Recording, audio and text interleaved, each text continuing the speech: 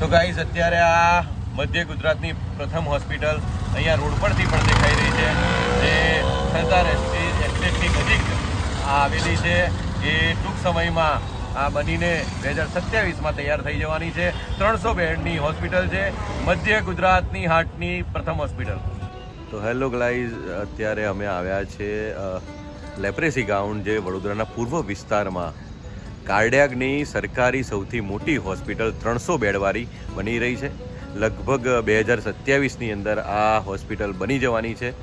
તો સંપૂર્ણ સારવાર અહીંયા ફ્રીમાં માત્ર કાર્ડિયાકને લગતી થવાની છે. આ વડોદરાના લેપ્રેસી ગ્રાઉન્ડમાં મધ્ય ગુજરાતની આ પ્રથમ હોસ્પિટલ રહેવાની છે.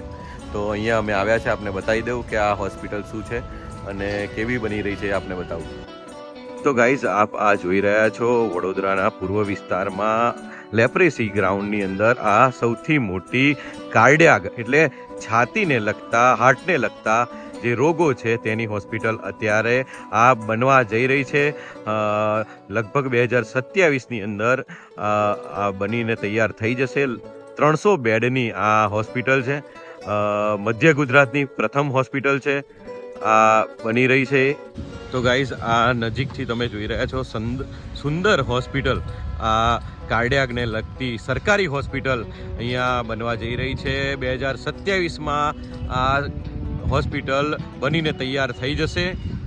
કાર્ડિયાકની છાતીને લગતા, હાર્ટને લગતા જે રોગો હતા, હવે મધ્ય ગુજરાતમાં લોકોએ પ્રાઇવેટ હોસ્પિટલમાં નહીં જવું પડે. 300 બેડની હોસ્પિટલ આ બનવા જઈ રહી છે. તો મિત્રો, અત્યારે અંદરથી તો તમને કંઈ બતાવી નહીં શકીએ, પરંતુ આ મધ્ય ગુજરાતની પ્રથમ કાર્ડિયાક હોસ્પિટલ બનવા જઈ રહી છે.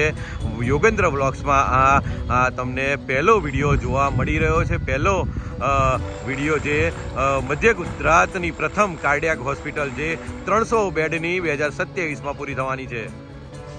તો ગાઈઝ, અત્યારે આ હોસ્પિટલ જે છે વડોદરાના પૂર્વ વિસ્તારમાં જે 300 બેડની સરકારી કાર્ડિયાકની હોસ્પિટલ બની રહી છે, તેને લઈને વિડીયો બનાવ્યો હતો. અને અત્યારે તમને કહી દઉં કે આ હોસ્પિટલ સરદાર એસ્ટેટ 4 રસ્તાથી લગભગ 500 મીટરના અંતરે આવેલી છે.